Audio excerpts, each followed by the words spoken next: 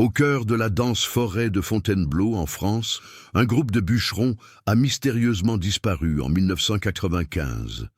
Cette région, connue pour ses sentiers sinueux et ses ombres quasi éternelles, recelait bien plus que des arbres centenaires. Elle abritait des secrets que personne n'osait percer.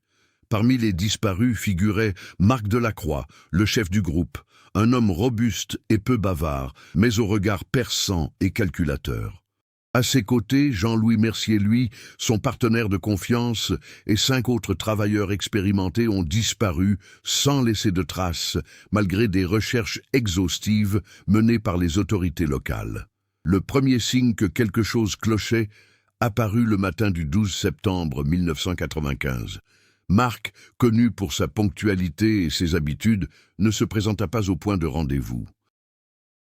Au début, on crut à un simple retard, mais les heures se muèrent en jours, et un malaise sourd s'empara du village de Milly-la-Forêt. Un vent froid soufflait à travers les arbres, emportant des feuilles mortes et des murmures d'histoires de disparitions anciennes que personne ne voulait entendre. L'antagoniste de cette histoire n'était pas un homme, mais la forêt elle-même, avec ses sentiers qui semblaient se réorganiser d'eux-mêmes, ses ruisseaux qui changèrent de cours sans prévenir, et cette impression d'être constamment épiée par des yeux invisibles. La nature, cruelle dans son silence, devint complice d'une énigme qui allait se prolonger pendant des décennies. Le typhon qui a frappé la région en 2005 a provoqué un revers inattendu. Des arbres sont tombés, des rochers ont glissé et les rivières ont débordé, détruisant les sentiers et révélant d'anciennes clairières oubliées. Mais au milieu des décombres de la catastrophe, une silhouette a émergé. Un homme mince aux cheveux longs et à la barbe hirsute, vêtu de haillons, au regard alerte. Il était Marc Delacroix, une survivante d'une disparition qui avait déconcerté toute la France. En l'observant, les enquêteurs et les curieux comprirent qu'un événement extraordinaire s'était produit. Marc avait non seulement survécu à la faim, au froid et à la solitude, mais avait développé une capacité quasi surnaturelle à se déplacer sans être vu, comme si la forêt l'avait adopté. Il parlait peu, mais ses paroles portaient la tension d'une expérience qui défiait toute explication logique. Sa survie donna lieu à des spéculations. Certains disaient qu'il avait trouvé un abri secret utilisé par d'anciens bûcherons. D'autres que des forces inexplicables l'avaient protégé. Alors que le village commençait à se remettre du passage dévastateur du typhon, des journalistes de toute la France s'intéressèrent à l'affaire. Le contraste entre la vie normale des habitants et l'existence isolée de Marc créait un mystère fascinant. Comment un homme pouvait-il disparaître pendant 10 ans et réapparaître comme s'il avait été façonné par la forêt elle-même? Son histoire promettait des réponses que personne n'osait chercher dans les profondeurs de Fontainebleau. Les premiers entretiens avec Marc ont révélé des fragments de son expérience. Il parlait de tempêtes qui semblaient interminables, de nuits si denses que même la vue devenait inutile, et de sons indistincts qui le poursuivait sans cesse. Chaque mot était empreint d'une tension palpable, comme si chaque syllabe était soigneusement pesée, portant le poids d'une décennie d'isolement. Dans le même temps, un contraste saisissant apparaît avec le monde extérieur. Tandis que la France urbaine progressait et que les journaux publiaient des informations sur l'économie, la politique et la culture, personne n'imaginait qu'un homme se soit si complètement adapté à la forêt, survivant à des horreurs qu'aucun être humain ordinaire n'aurait pu endurer. Marc devint un symbole de résilience, mais aussi de mystère, suscitant une curiosité virale qui dépassa les frontières régionales. Malgré la découverte de Marc, des questions persistaient. Qu'était-il réellement arrivé aux autres bûcherons? Avait-il été victime de la même force inconnue qui avait failli anéantir Marc? Ou quelque chose d'encore plus sinistre se cachait-il dans la forêt? Un climat de suspense planait sur la région, alimentant rumeurs et histoires qui se propageaient autour des cheminées, dans les bars et sur les réseaux d'information de plus en plus viraux. Le lecteur est immédiatement plongé dans ce contexte haletant. Une forêt qui recèle des secrets, un survivant improbable, un mystère ancestral qui défie toute explication et fascine. Les événements, la disparition, les recherches, la survie et la réapparition font progresser le récit, évitant les longs dialogues explicatifs, mais suggérant, à chaque étape, qu'une réalité plus profonde se cache derrière ce qui est visible. La forêt de Fontainebleau n'était pas qu'un simple décor, mais un personnage à part entière. Ces arbres centenaires formaient des couloirs ombragés, ces clairières dissimulaient d'anciens abris de bûcherons, et ces sentiers étaient transformés par le temps et les éléments.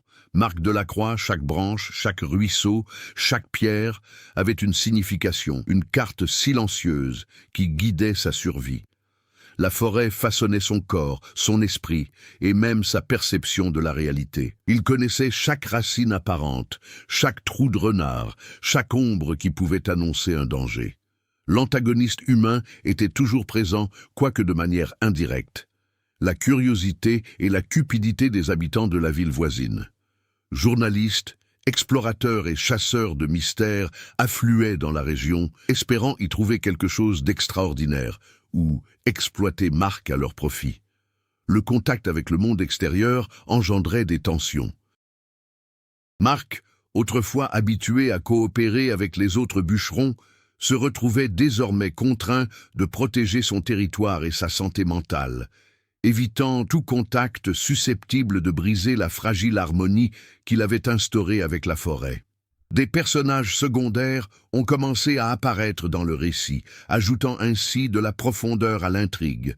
Claire Dubois-Clerc, journaliste d'investigation parisienne, fait le lien entre Marc et le public.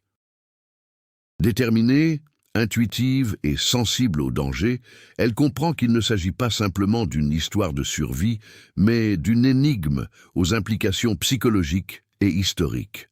Sa connaissance des légendes locales et des disparitions passées apporte au lecteur des informations subtiles, sans rompre le rythme du récit. Le passé de Marc se dévoile progressivement. Avant sa disparition, il menait une vie simple, mais marquée par le sens des responsabilités et des liens profonds avec son équipe. Chacune de ses décisions en forêt témoigne de son leadership et de sa prudence.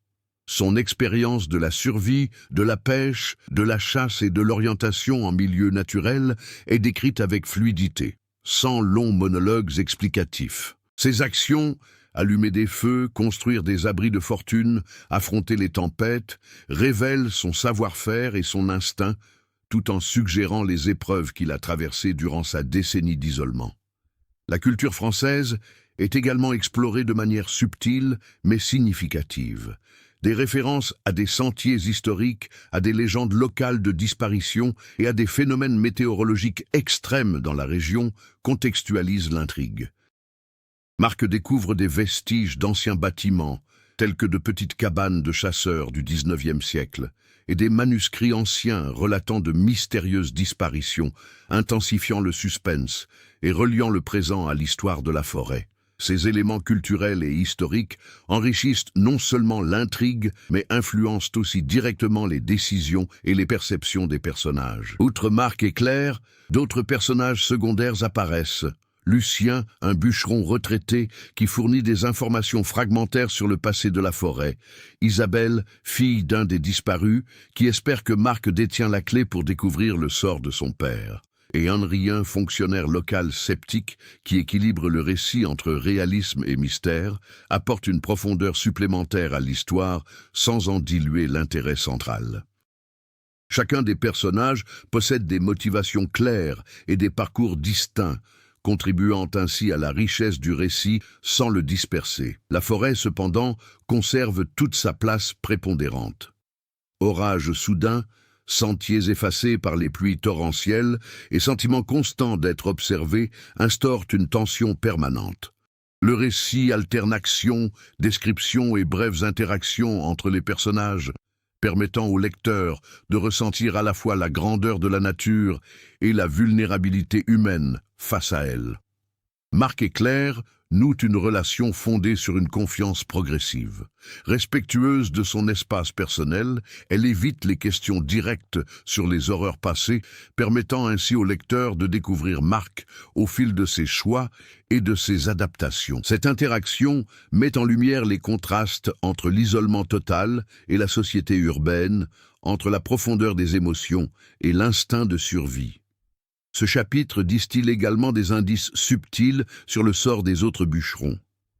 Objets anciens, empreintes effacées par le temps et vestiges de camps abandonnés laissent supposer que Mark n'était pas le seul à avoir affronté des épreuves extrêmes.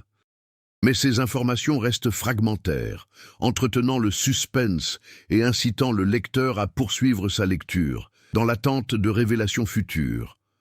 Le rythme du récit est constant. Des scènes d'action intenses, comme Mark se sauvant d'une crue soudaine ou Claire affrontant des obstacles en forêt, alternent avec de brefs moments de réflexion, maintenant ainsi tension et fluidité. Les actions révèlent la personnalité et les compétences des personnages sans avoir recours à de longs monologues. La réapparition de Marc Delacroix, cela suscita à la fois fascination et tension. Sa présence déclencha une série d'événements inattendus, transformant une simple histoire de survie en un conflit aux multiples facettes. La presse encercla la région, des curieux s'aventurèrent sur les sentiers et des chasseurs ignorèrent les avertissements de la forêt, menaçant la stabilité que Marc avait acquise en 10 ans d'isolement. L'antagoniste, désormais humain, était collectif. La cupidité, la curiosité et l'empiètement sur l'espace naturel. Marc affrontait chaque obstacle avec rapidité et silence.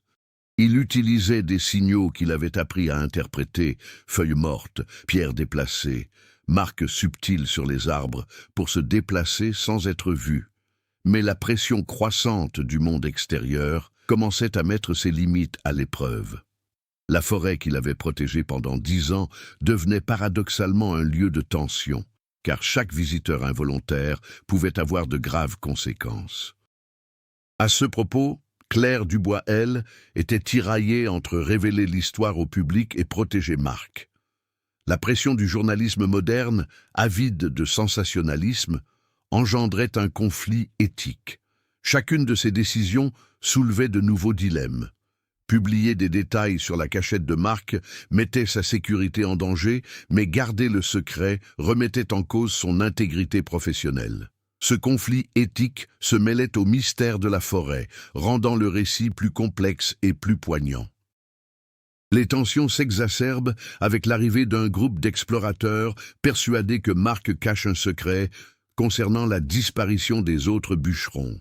Parmi eux se trouve Éricain, homme obsédé par la découverte du sort de ses prédécesseurs dans la forêt, prêt à ignorer dangers et avertissements. Chaque approche de ces explorateurs déclenche des situations d'action, embuscades improvisées, pièges naturels et poursuites silencieuses entre les arbres, renforçant le conflit sans nécessiter de longs dialogues explicatifs. Le récit distille également des indices subtils sur les événements de 1995. Objets anciens, vestiges de campements et signes de survie d'autres bûcherons laissent supposer qu'ils ont affronté des horreurs inconnues, peut-être surnaturelles ou naturelles, qui demeurent enfouies. Chaque indice découvert intensifie le conflit et complexifie le mystère, sans pour autant le résoudre complètement, maintenant ainsi le suspense et l'attention du lecteur. Marc, habitué à la vie en ermite, développe de nouvelles compétences et stratégies. Il construit des abris dissimulés, aménage des sentiers et utilise sa connaissance de la forêt pour éviter les rencontres indésirables. Cependant, la pression constante du monde extérieur engendre un épuisement physique et psychologique. La lutte pour la survie se mue d'un simple isolement en une guerre silencieuse entre les hommes, où chaque décision peut être fatale. De plus, la relation entre Marc et Claire s'approfondit. Elle commence à avoir partiellement confiance en ses compétences de survie, mais la tension émotionnelle s'intensifie. Ils doivent coopérer pour faire face aux intrus et à la curiosité du public, trouvant un équilibre entre confiance, protection et communication minimale. Cette dynamique révèle des facettes cachées de chaque personnage, enrichissant le conflit sans détourner l'attention de son objectif principal. Des intrigues secondaires mineures, telles que l'enquête sur Henri, le responsable local, et la recherche de Isabelle laissent intrigues secondaires qui cherchent à élucider le sort de son père, s'entremêlent au conflit principal. Chaque intrigue crée une tension supplémentaire. Henri doute de la véracité des propos de Marc, tandis qu'Isabelle est confrontée à des frustrations et à de fausses pistes. Ces différentes strates tissent un récit riche, captivant le lecteur et reliant des événements apparemment indépendants à l'intrigue centrale. Le rythme reste soutenu. Course-poursuite, découverte d'indices et confrontations silencieuses alternent avec de brefs moments de réflexion et de stratégie. L'action est toujours guidée par ses conséquences. Marc réagit aux menaces, Claire fait des choix éthiques et les intrus se heurtent aux limites de la forêt. Rien n'est gratuit, chaque scène contribue à faire progresser le conflit et à révéler les nuances des personnages. Alors que le jour cède la place à la nuit, le danger s'intensifie. Marc comprend que le temps presse. Intrus, curieux et forces de la nature conjuguées pourraient anéantir l'équilibre qu'il a mis des années à construire. Chaque faux pas pourrait lui coûter sa liberté, mais aussi compromettre les secrets de la forêt et le destin de quiconque oserait s'y aventurer. La forêt de Fontainebleau, désormais témoin silencieux de la tension croissante, révèle des secrets qui amplifient la complexité du conflit. Chaque sentier, chaque clairière semble dissimuler simultanément plusieurs histoires. Tandis que Marc Delacroix continue de se débattre avec la présence d'intrus, d'autres strates du récit s'entremêlent, faisant émerger des intrigues secondaires qui enrichissent l'histoire principale. Isabelle, la fille d'un des bûcherons disparus, prend les choses en main. Déterminée à découvrir le sort de son père, elle remonte la piste de son père, rassemble d'anciens indices et remet en question les rumeurs locales. Chaque découverte inattendue ajoute une nuance à l'énigme. Des lettres partiellement brûlées, des ustensiles de camping oubliés et des marques mystérieuses sur les arbres indiquent que d'autres ont survécu un certain temps. Mais les disparitions successives suggèrent une menace constante, peut-être surnaturelle ou environnementale. Son obsession pour le déchiffrement de ce mystère provoque des conflits intérieurs et extérieurs, faisant d'elle une force motrice de tension émotionnelle. À ce propos, Hériclès explorateurs poursuivent leurs incursions, plus agressives désormais. Ils tentent de contraindre Marc à révéler ses cachettes, ce qui donne lieu à des affrontements silencieux mettant à l'épreuve non seulement l'intelligence stratégique de Marc, mais aussi la patience de Claire. Chaque approche d'Éric déclenche des actions rapides et improvisées, pièges naturels, détours et signes que seul Marc sait interpréter. La forêt devient un labyrinthe vivant où chaque intrigue secondaire ajoute une couche de danger et d'imprévisibilité. L'interaction entre les personnages secondaires complexifie également le récit. Henri Marc, l'élu local, subit des pressions politiques pour obtenir des résultats. Son enquête minutieuse révèle des fragments d'histoire passée, mais chaque découverte est contredite par des rumeurs et des souvenirs fragmentaires des habitants. Il doit trouver un équilibre entre crédibilité et scepticisme, créant ainsi une tension morale et professionnelle, tout en contribuant à l'intrigue principale sans éclipser l'action de Marc. Les relations entre les personnages évoluent naturellement. Claire commence à comprendre le besoin de Marc de garder ses distances, tandis que Marc reconnaît que collaborer avec Claire pourrait être vital pour survivre aux menaces extérieures. Cette dynamique enrichit le récit d'une dimension émotionnelle et soulève des dilemmes éthiques. Jusqu'à quel point peut-on faire confiance à quelqu'un venu du monde extérieur quand la forêt nous a appris à nous méfier de tous ? Chaque décision influence le développement des intrigues secondaires, les rendant indissociables du conflit central. La pression du temps s'accentue avec les conditions météorologiques et les événements extérieurs. Le récent typhon a rendu la région instable. Sentiers défoncés, rivières en crue et arbres menaçants accroissent les risques liés à l'exploration. Mark et les autres personnages doivent agir vite, en conciliant sécurité, stratégie et investigation. Chaque action a des conséquences immédiates, renforçant la tension narrative et captivant le lecteur. Les éléments culturels et historiques de la France continuent de s'entremêler aux intrigues secondaires. Vestiges d'anciens camps, symboles gravés dans les arbres et récits oraux de disparitions passées apportent un contexte précieux, enrichissant le récit sans jamais le surcharger d'explications. Ces détails influencent les décisions des personnages. Un chemin obstrué par des pierres instables les oblige à faire des choix risqués. D'anciens manuscrits suggèrent des lieux secrets qui pourraient receler la clé du mystère. Tout au long de ces intrigues secondaires, de petites révélations attisent le suspense. Mark découvre des indices de la survie des autres bûcherons, une ceinture oubliée des années auparavant, une marque sur un arbre indiquant une direction de fuite, mais rien n'est concluant. Isabelle découvre que de vieux documents mentionnent d'étranges phénomènes survenant lors des tempêtes, renforçant l'idée que des forces dépassant l'entendement humain pourraient être à l'œuvre. Chaque détail contribue à tisser une toile complexe qui tient le lecteur en haleine.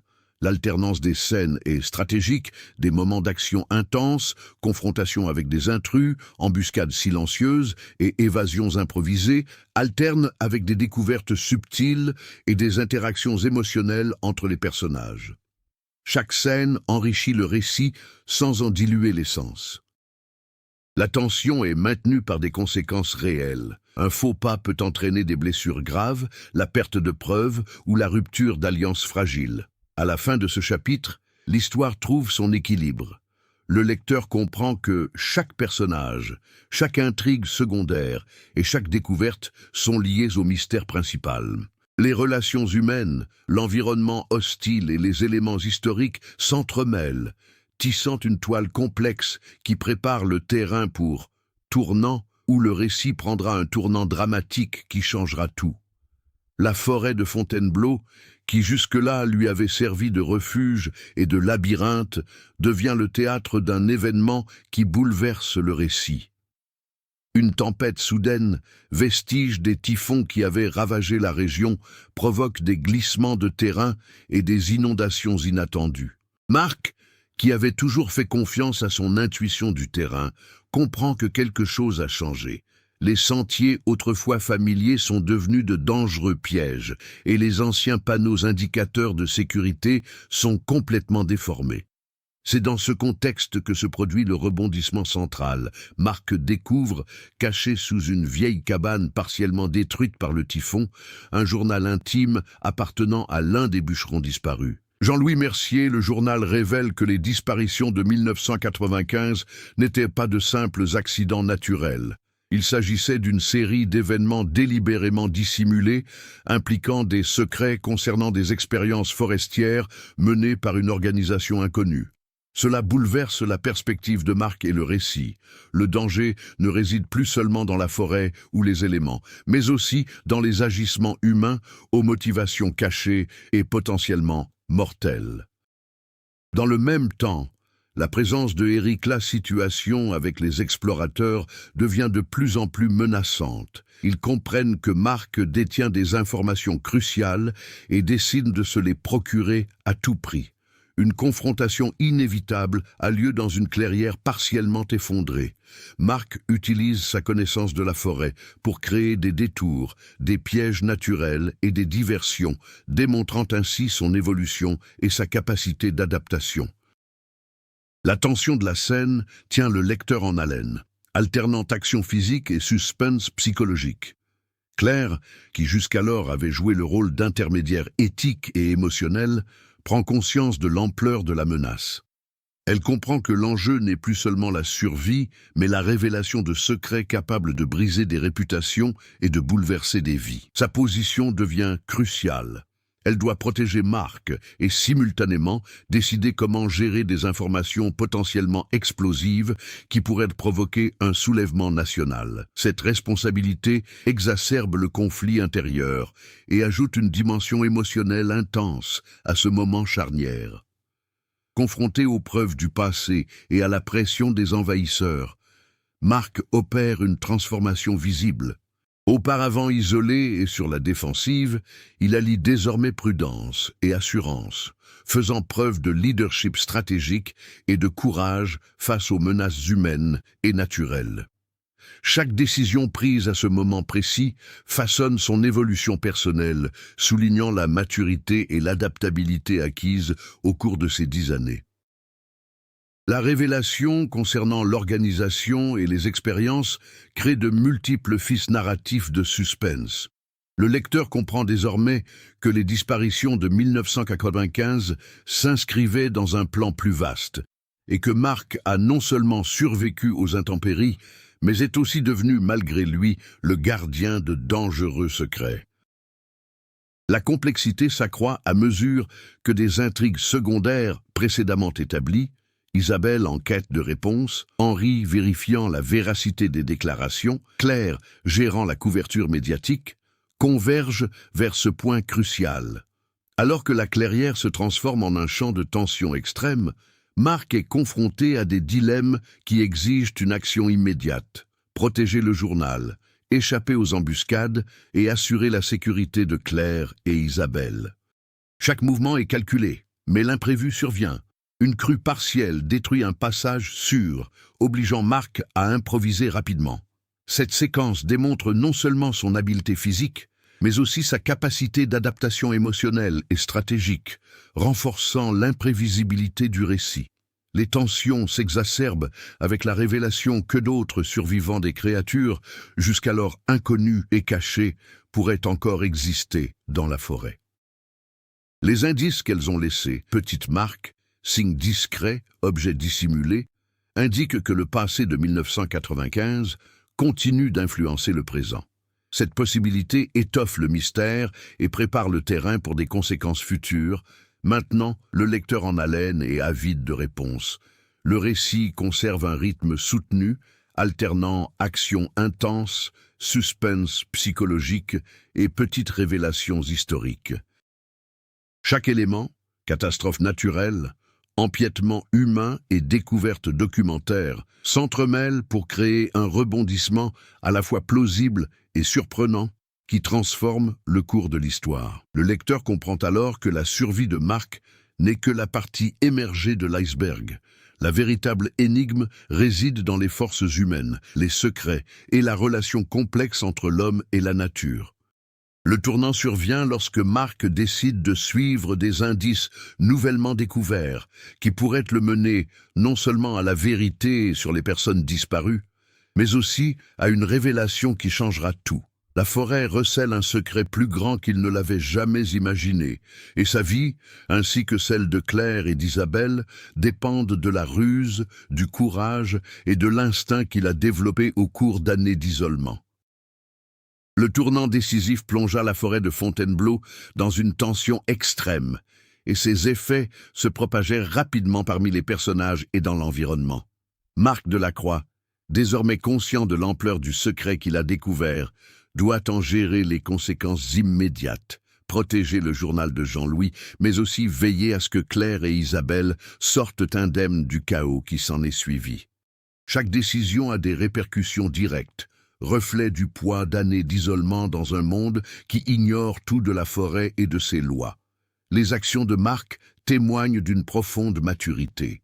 Il improvise des voies d'évasion et tire parti du terrain, mais réalise que la pression extérieure le pousse à dépasser des limites qu'il n'aurait jamais cru pouvoir franchir.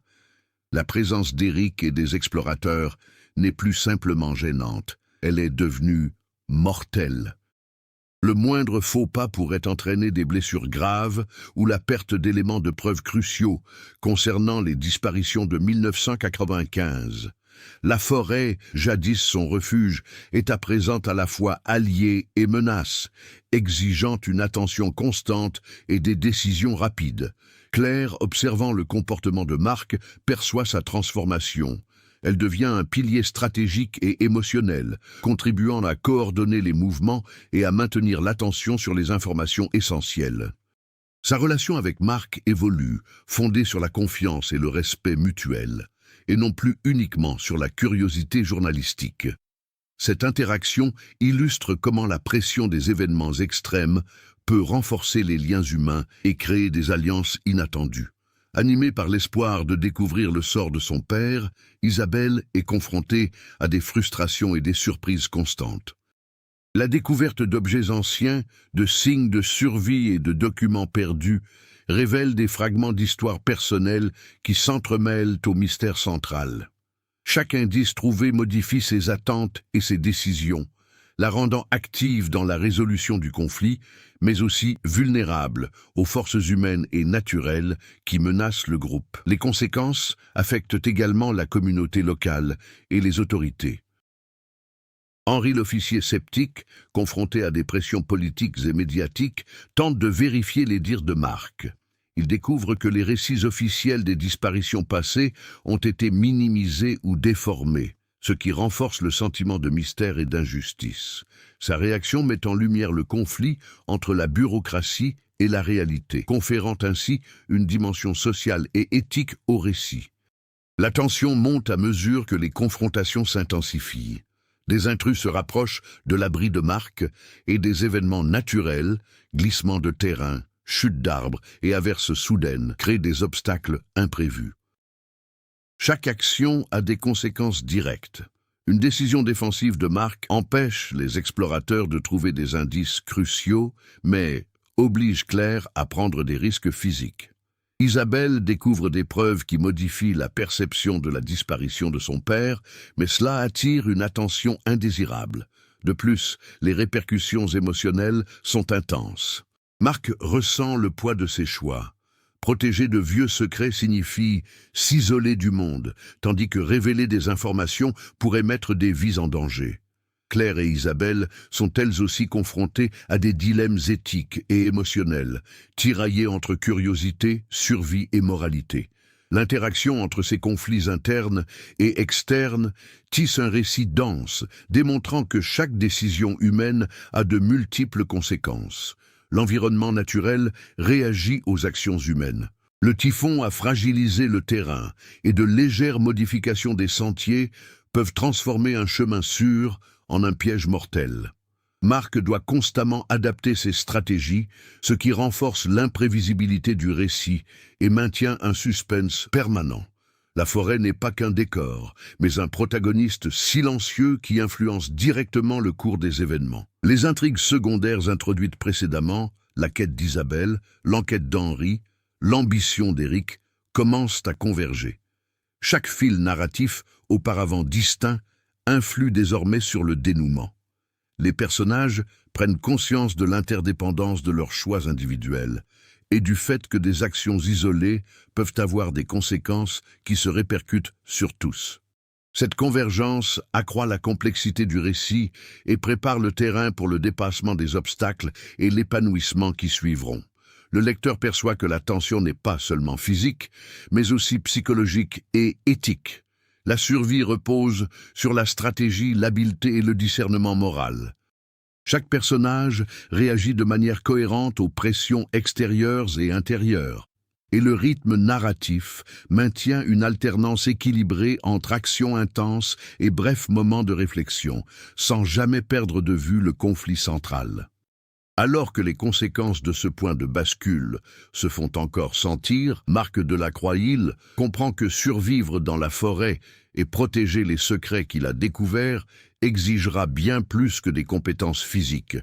Il lui faudra une grande capacité d'adaptation émotionnelle et un sens stratégique aigu.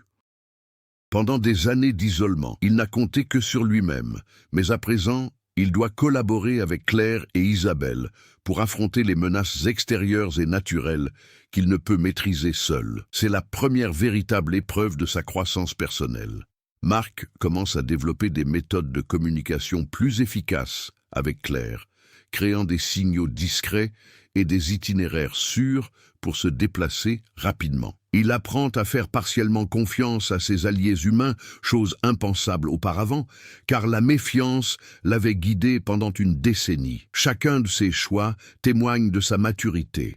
Il évalue les risques, anticipe les réactions et considère les conséquences immédiates, reflétant une évolution significative de son leadership et de ses capacités de prise de décision. Animée par le désir de découvrir le sort de son père, Isabelle évolue elle aussi. Sa détermination la pousse à agir avec plus de stratégie. Elle apprend de Marc à décrypter la forêt, à déceler les dangers invisibles et à prendre des décisions rapides dans les situations périlleuses. Elle cesse d'être une simple chercheuse de réponses émotionnelles et devient une actrice de la résolution du conflit, apportant un regard extérieur que seul un observateur extérieur pouvait percevoir. La forêt, qui a façonné Marc pendant des années, sert désormais d'école à tous les personnages. Chaque obstacle, glissement de terrain, sentiers barrés, courants imprévisibles, les oblige à dépasser leurs limites physiques et émotionnelles. La pression constante pousse Claire à vaincre des peurs qui l'auraient paralysée, et Marc à surmonter la méfiance radicale qui l'a isolé pendant des années. Ces actions ne sont pas seulement une question de survie, mais aussi d'apprentissage. Chaque succès, comme chaque échec, forge leurs compétences et renforce leurs liens. La confrontation avec Eric et les explorateurs devient inévitable.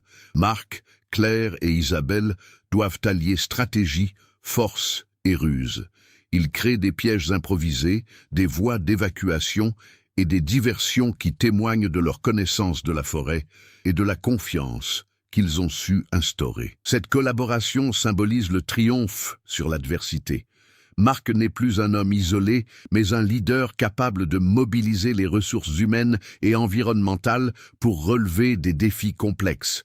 Durant cette phase, Marc est également confronté à des dilemmes intérieurs qui mettent à l'épreuve son éthique et son humanité. Il a la possibilité d'éliminer définitivement les menaces, mais choisit de rechercher des solutions alternatives qui préservent des vies, témoignant ainsi d'une évolution morale. Sa transformation est manifeste. D'un survivant solitaire et replié sur lui-même, il devient un leader stratégique et éthique qui comprend que pouvoir et responsabilité sont indissociables. Le dépassement des difficultés n'est pas l'apanage de Marc. Claire et Isabelle vivent elles aussi d'importantes transformations. Claire apprend à concilier curiosité journalistique, éthique et empathie, tandis qu'Isabelle transforme son obsession initiale en courage actif, mettant son intelligence et son discernement au service du succès du groupe.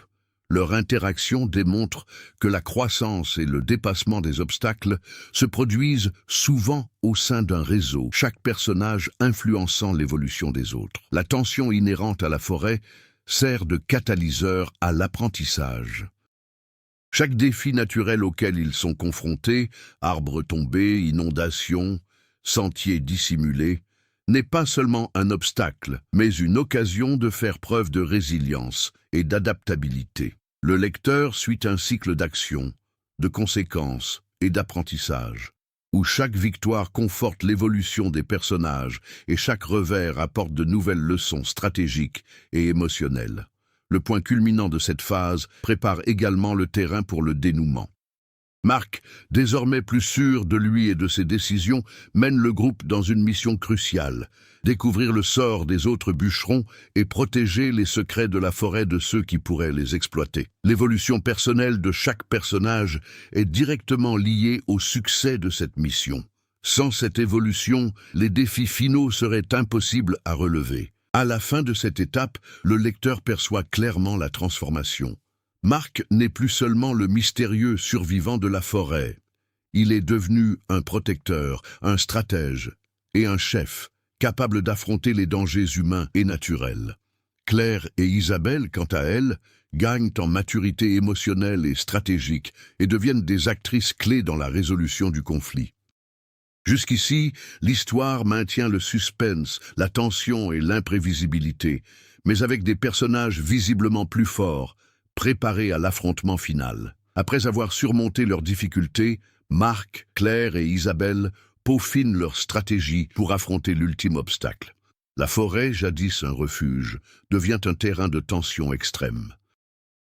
Glissements de terrain, arbres abattus et sentiers barrés les obligent à une parfaite coordination, anticipant les dangers et improvisant des itinéraires sûrs. Chaque mouvement témoigne de l'évolution accomplie tout au long du récit. Compétences physiques, raisonnement stratégique et confiance mutuelle. Marc guide le groupe dans la reconstitution de sentiers sécurisés et la cartographie d'itinéraires secrets au sein de la forêt. Il utilise des marques discrètes, ses souvenirs d'anciens sentiers et sa connaissance de la végétation pour créer des itinéraires qui protègent le groupe des intrus. Parallèlement, Claire organise la documentation et les archives de chaque découverte, veillant à ce que les informations concernant les personnes disparues en 1995 soient préservées et comprises sans mettre Marc en danger. Isabelle, de plus en plus indépendante, prend l'initiative d'explorer des clairières isolées et des points stratégiques, découvrant des traces passées inaperçues. Son don nouvellement acquis pour interpréter les signes subtils de la nature renforce le sentiment d'urgence et d'action. Chaque découverte accroît la tension. Des vestiges d'anciennes cabanes, des objets abandonnés par d'autres survivants et des traces de campement indiquent que quelque chose reste à venir et que le secret de la forêt est plus grand que Marc ne l'avait jamais imaginé. La présence d'Éric et des explorateurs accroît la pression. Ils deviennent plus audacieux, cherchant à anticiper les mouvements du groupe et à soutirer des informations au journal de Jean-Louis. Marc doit trouver un équilibre entre attaque et défense, en exploitant les pièges naturels, les diversions et les itinéraires alternatifs. Chaque manœuvre témoigne d'une intelligence stratégique et d'une capacité d'adaptation remarquable aux conditions imprévisibles de la forêt. Au-delà des dangers humains, l'environnement représente un défi constant. Les fortes pluies, le vent et les zones inondées exigent des décisions rapides et concertées. Claire et Isabelle commencent à travailler de concert avec Marc, anticipant les mouvements du terrain et adaptant leurs plans en temps réel. Le récit alterne entre action physique intense et tension psychologique, montrant que la préparation au dénouement est à la fois stratégique et émotionnelle. Les intrigues secondaires convergent à ce stade. Henri, toujours sceptique, découvre des preuves confirmant certains passages du journal de Jean-Louis, ce qui accroît le suspense quant au sort des autres bûcherons. Isabelle trouve de nouveaux indices, reliant des disparitions passées aux événements actuels. Claire comprend que la publication du journal et la révélation de vieux secrets pourraient avoir un impact considérable, provoquant des répercussions nationales et internationales, ce qui rend les actions du groupe encore plus urgentes. Marc revisite également les lieux qui ont marqué sa survie passée, renforçant son lien avec la forêt et soulignant le développement de sa capacité d'adaptation. Il réalise que les obstacles qui le mettaient autrefois à l'épreuve physiquement testent désormais sa réflexion stratégique et son leadership. Cette transition prépare le lecteur au dénouement, démontrant que la survie n'est pas seulement une affaire physique, mais une combinaison d'intelligence, d'éthique et de courage. La pression du temps est palpable. Les explorateurs progressent. La forêt devient de plus en plus instable et des événements passés menacent de ressurgir de façon incontrôlable. Chaque décision du groupe a un impact direct sur la sécurité de chacun et sur la révélation d'anciens mystères. Ce sentiment d'urgence maintient un rythme intense, préparant le lecteur au dénouement dramatique qui approche. Durant les préparatifs, de petits rebondissements maintiennent le suspense. Des objets disparaissent, des sentiers apparemment sûrs se transforment en pièges et des signes de vie d'autres survivants potentiels apparaissent puis disparaissent. Ces éléments accroissent l'imprévisibilité, rythmant le récit et captivant l'attention du lecteur. La fin de cette phase annonce clairement un dénouement décisif. Marc et ses alliés maîtrisent désormais pleinement leur pouvoir, mais ils doivent affronter des forces extérieures et naturelles qui remettent en question tout ce qu'ils ont appris. Le secret de la forêt est sur le point d'être révélé. Et chaque action entreprise dans cette préparation aura des conséquences directes au moment le plus critique de l'histoire. Le moment décisif arrive.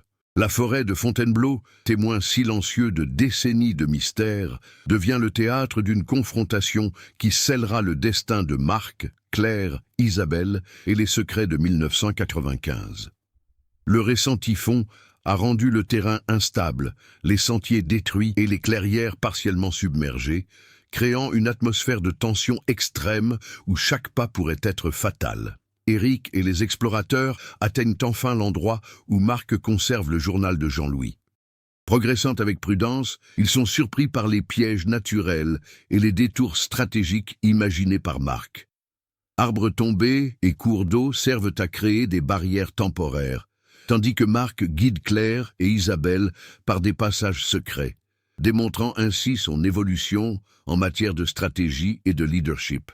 Le lecteur vit chaque instant comme une course contre la montre, sous le signe du danger constant et de l'imprévisibilité totale. Lors de l'affrontement direct, Marc fait face à Éric, qui tente de lui extorquer le journal. La tension est palpable, rochers, troncs d'arbres et forces de la nature s'entremêlent au combat, révélant un environnement aussi hostile que les hommes. Chaque décision de Marc témoigne de sa maturité. Il agit désormais non seulement par instinct de survie, mais aussi avec stratégie, éthique et souci de protéger ses alliés. C'est l'épreuve ultime de sa transformation tout au long du récit. Pendant ce temps, Claire observe et documente discrètement, conciliant curiosité et éthique. Son courage et son intelligence sont essentiels. Elle repère les failles stratégiques, anticipe les mouvements des intrus et aide le groupe à se sortir de situations critiques. Isabelle, quant à elle, utilise sa connaissance approfondie des signaux subtils de la forêt pour identifier les dangers avant qu'ils ne deviennent fatals, témoignant ainsi de sa propre évolution.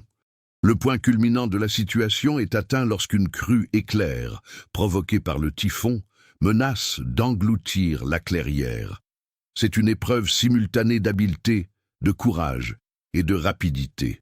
Marc mène le groupe dans des manœuvres périlleuses, les guidant sur des itinéraires qu'il est le seul à connaître. Chaque mouvement est lourd de tensions et de conséquences immédiates. Un faux pas pourrait coûter la vie à quelqu'un ou entraîner la perte de preuves cruciales concernant les disparitions. C'est à ce moment précis que survient le rebondissement final. L'un des explorateurs révèle involontairement des informations confirmant que d'autres survivants, jusque-là inconnus, ont laissé d'importants indices par le passé. Marc, grâce à ces informations, parvient à manipuler l'environnement à son avantage, à détourner l'attention des intrus et à protéger Claire et Isabelle. Cette stratégie assure non seulement leur survie, mais révèle également des vérités cachées sur les disparitions de 1995. Le combat final n'est pas seulement physique, il est aussi psychologique. Chaque personnage est confronté à ses peurs, ses limites et ses dilemmes éthiques. Marc fait preuve d'intégrité et de leadership, Claire trouve l'équilibre entre action et conduite morale, et Isabelle transforme sa détermination en courage. Le lecteur comprend alors que la victoire ne se résume pas à vaincre des envahisseurs ou à affronter des dangers naturels, mais qu'elle repose sur le dépassement de soi et l'épanouissement collectif. Au point culminant, Marc parvient à récupérer le journal et les preuves, tandis que les explorateurs sont contraints de battre en retraite. La tension, palpable tout au long du récit, trouve un apaisement momentané. Le secret de la forêt est préservé, les survivants sont à l'abri et la vérité sur les disparitions commence à se dévoiler, prête à surprendre le monde extérieur. La transformation du protagoniste est visible et complète. D'un survivant isolé, méfiant et solitaire, Marc devient un leader stratégique, intègre et résilient, capable d'affronter non seulement les dangers de la nature, mais aussi les complexités humaines et morales qui menacent la forêt. Son évolution construite au fil des années culmine en ce moment, renforçant ainsi la trajectoire de sa croissance personnelle et de son engagement. Le récit atteint son point culminant lorsque le groupe émerge de la clairière, épuisé mais triomphant. La forêt demeure majestueuse et mystérieuse, témoin silencieux de la résilience humaine et du dépassement de l'adversité.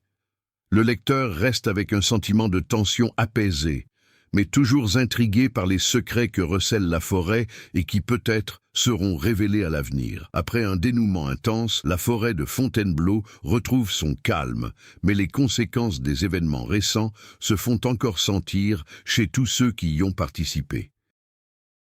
Marc Delacroix, Claire Dubois et Isabelle ressortent de cette épreuve avec une compréhension plus profonde des complexités de la vie, de la nature et des secrets entourant la disparition des bûcherons en 1995. La survie n'était pas seulement physique, mais aussi émotionnelle et stratégique, et a consolidé la transformation de chacun. Marc, désormais non seulement survivant mais aussi gardien des secrets de la forêt, médite en silence sur la décennie passée en isolement. Il réalise que, malgré cet isolement, chaque expérience a façonné sa perception, son adaptabilité et sa résilience. Les leçons de la forêt, interpréter les signes subtils, anticiper les risques, accorder une confiance partielle à ses alliés, ont fait de lui un chef sage et stratégique capable d'affronter les dangers humains et naturels.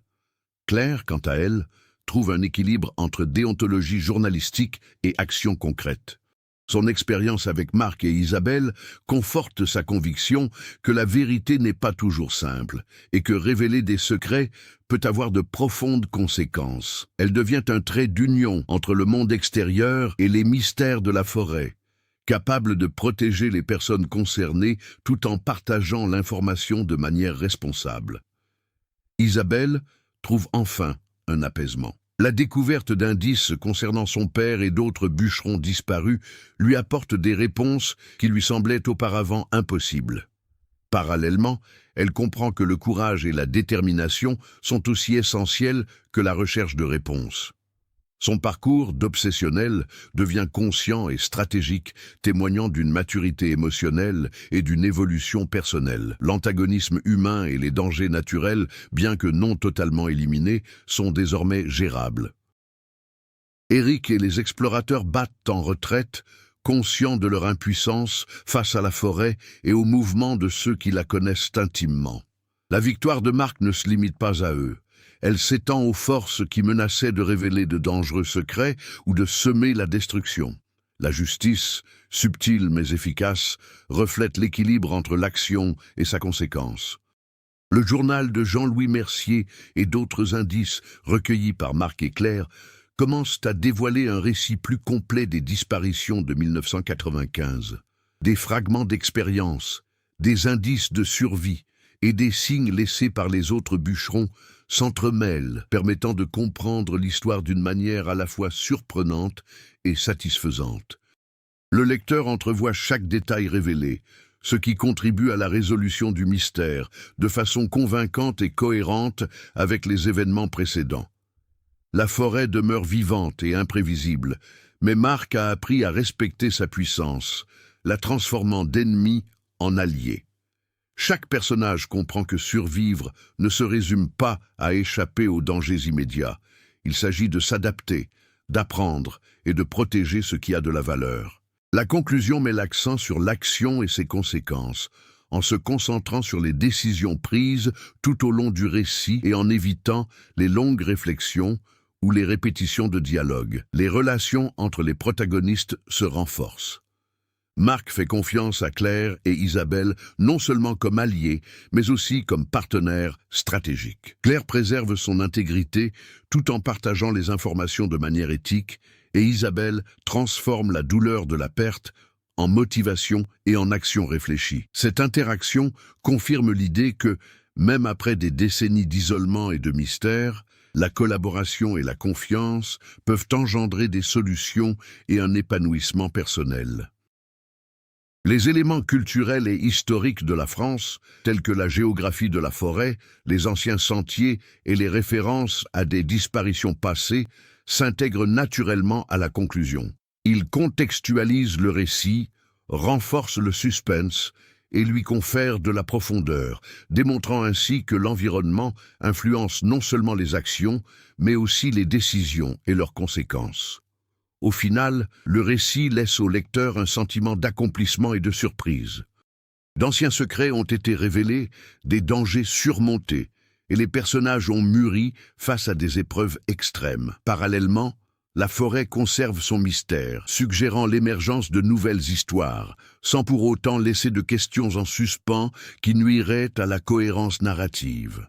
Marc, Claire et Isabelle quittent la forêt, conscients de ce qu'ils ont accompli et de ce qui restera intact. Ils en ressortent transformés, enrichis d'expériences qui ont changé leur vie à jamais, mais avec la certitude que certaines vérités ne se révèlent qu'à ceux qui ont le courage d'affronter l'inconnu. 10 ans après le typhon, la forêt de Fontainebleau demeure silencieuse, gardienne de secrets que seuls Marc, Claire et Isabelle connaissent. Marc vit désormais en harmonie avec la nature, partageant ses expériences avec ceux qu'il juge dignes de confiance, tandis que Claire publie des récits où vérité et protection s'entremêlent, et qu'Isabelle trouve la paix en comprenant le destin de son père. De faibles signes de vie, traces, objets oubliés, sentiers ancestraux, laissent entrevoir que la forêt recèle peut-être encore des surprises. L'histoire s'achève sur une douce énigme, nous rappelant que même lorsque les grandes énigmes sont résolues, certains secrets de la nature restent intacts, attendant le prochain explorateur. Si le parcours de Marc, Claire et Isabelle vous a touché, partagez cette histoire et dites-nous comment les mystères de la forêt de Fontainebleau ont éveillé votre curiosité. Exprimez vos théories sur les disparitions de 1995 et dites-nous comment vous réagiriez face à des défis extrêmes et des secrets bien gardés. Abonnez-vous à la chaîne pour ne manquer aucune nouvelle histoire de survie, de mystère et de suspense qui explore les limites humaines et les forces de la nature. Chaque j'aime, commentaire et partage contribue à faire vivre le récit, permettant à un plus grand nombre de personnes de découvrir des secrets cachés et de se lancer dans des aventures qui mettent à l'épreuve leur imagination et leur courage.